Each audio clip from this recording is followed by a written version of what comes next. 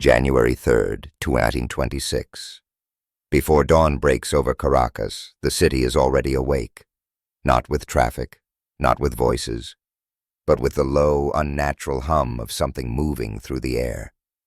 Soldiers on the outskirts pause. Radios crackle once, then fall silent. Men look at one another confused. Then it begins. Nosebleeds. Dizziness. A sudden, overwhelming pressure inside the skull. Some drop to their knees. Others collapse where they stand. No explosions, no gunfire, just silence and bodies going still. And across the world, as images start leaking out, a question spreads faster than any headline. What if the United States didn't just intervene in Venezuela with troops and weapons we know, but with something the world has never seen used in war before? This is not a story about what has been officially confirmed. This is a what-if, a serious one, a scenario built from reported anomalies, whispered briefings, and technologies that already exist in theory. A scenario that asks what happens if modern warfare crossed a line we have only talked about in classified rooms and science journals. What if during the U.S. operation in Venezuela, a secret weapon was used? Not a bomb, not a missile, but something invisible, something precise, something designed to incapacitate, not destroy. The reports that sparked this question were strange from the start. Venezuelan personnel allegedly experienced sudden physical breakdowns without visible cause. Communications failed simultaneously across multiple units. Defensive systems went dark before any conventional strike was observed. And most unsettling of all, resistance appeared to evaporate before a firefight ever began. In our scenario, this is the moment where the rules of war quietly change. Imagine a weapon that does not travel as a projectile, but as energy. Directed energy. Concentrated waves delivered at the speed of light. No arc through the sky. No warning sound. Just an effect. Directed energy weapons have been studied for decades. High-powered microwaves that can disrupt electronics. Acoustic systems that can overwhelm the human nervous system. Electromagnetic pulses that can shut down machines in an instant. Until now, these systems have lived mostly in laboratories, test ranges, and defensive prototypes. But what if one of them crossed the threshold into real combat? In this scenario, the weapon's purpose is not mass destruction. It is dominance through disruption.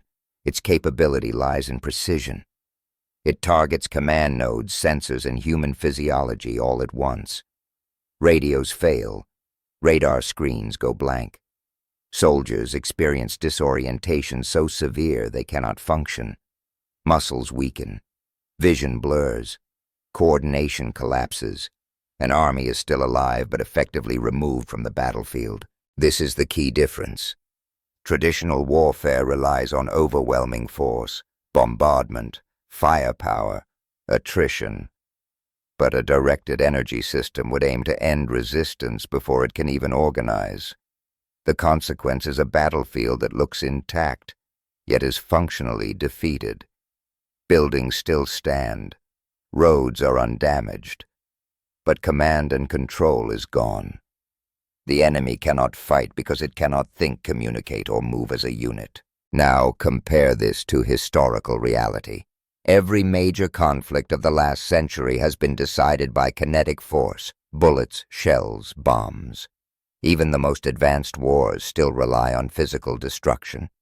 Energy weapons, by contrast, represent a shift away from visible violence toward invisible dominance.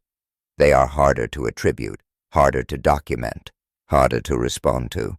And that is exactly why they would be so strategically powerful. If such a weapon were used in Venezuela, the sequence would unfold with chilling efficiency. First, intelligence identifies key defensive clusters around Caracas, communications hubs, air defense sites, elite guard units.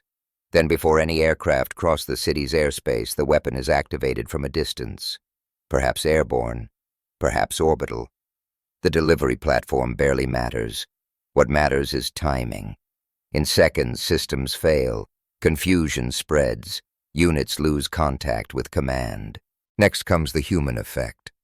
Soldiers trained for combat find themselves unable to stand. Nausea sets in. Blood vessels rupture under stress.